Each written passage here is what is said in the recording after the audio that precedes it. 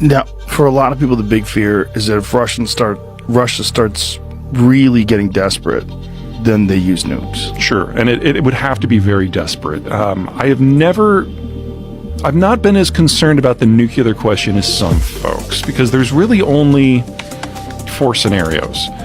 Scenario 1 is the Russians consider throwing one against the United States. But we've made it very clear from our intercepts and our sharing of information with the media that we know exactly where Putin is at any time. We're listening to his phone calls, we're reading his emails. And so he now knows very clearly that if he throws a nuke at the United States, we're going to throw one not at Russia, we're going to throw one at him. And there's no version of this where he survives. So he has tamped down the rhetoric quite a bit since last March. Option number 2, nuking Ukraine. That doesn't make sense. They want to occupy Ukraine. You don't want to have your troops in a place that's a radioactive wasteland. There may have been a case last year for nuking Poland and Berlin and Stockholm in order to disrupt the weapons flows into Ukraine.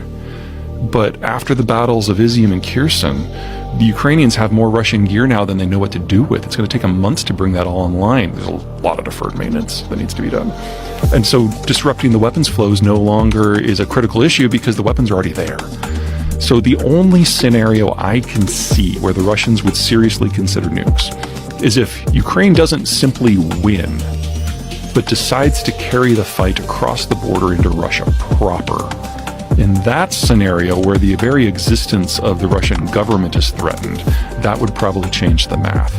But I don't find that likely without a significant shift in mindset in Washington, because we're not just providing the Ukrainians with the weaponry and the ammo, we're providing them with the intelligence and most of the steps of the kill chain. Without that, the weapons are of limited usefulness, especially at long range. And the Ukrainians have no desire to rupture that relationship. So we're talking about a theoretical that is at a minimum 7 months away, probably further. This whole thing is such a terrifying conflict.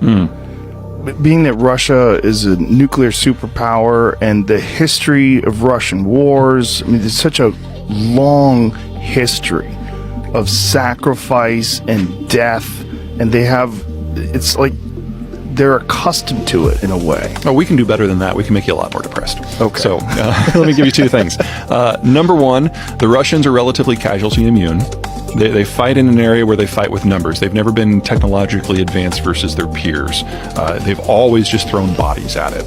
So there has never been a conflict in Russian history where they have backed out without first losing 500,000 men. We're at about 100,000 now.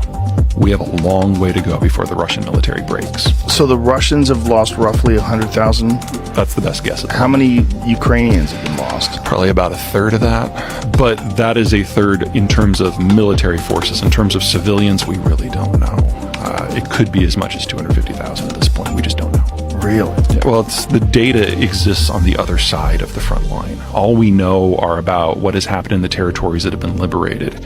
And if you think of things like Bucha and Izium, German radio intercepts told us as far back as May that there were at least 70 places behind Russian lines that had suffered massacres like Bucha.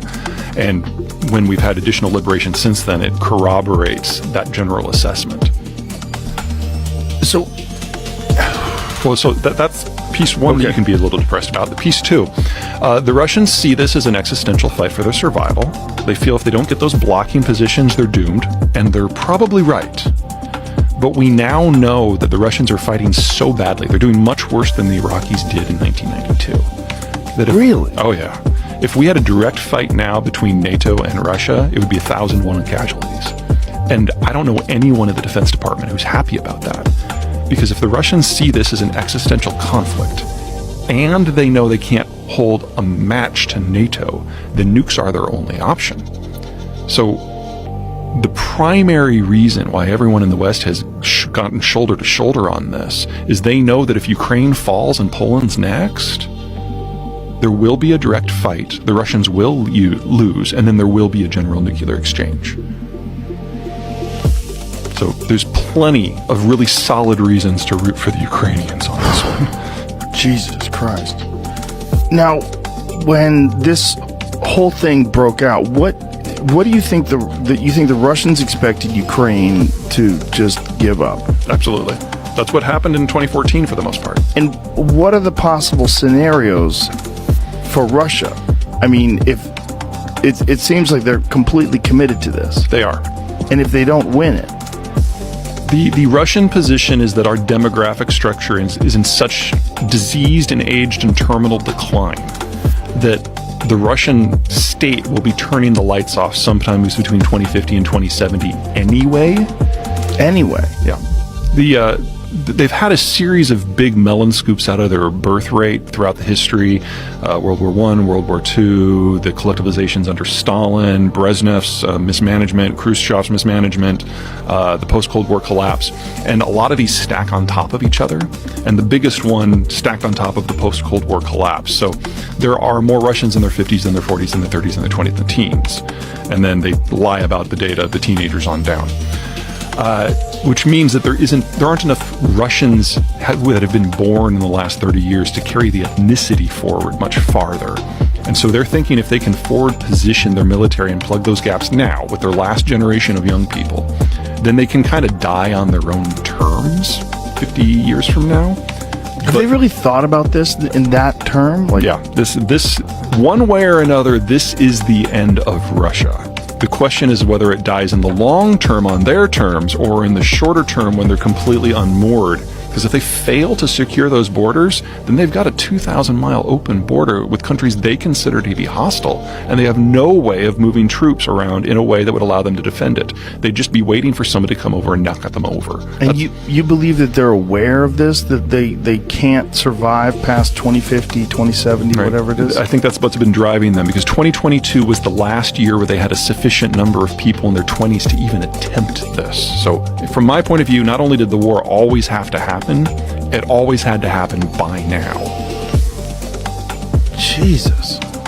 Now, is this just because of the nature of a dictatorship that's run by someone like Putin, that it's just completely mismanaged because he's just dominated the power structure and made sure that everybody falls in line with his ideology and his reign? Like, what caused all this to be so poorly managed? Well, Russia has always been poorly managed and authoritarian, but under Putin it's taken a much darker turn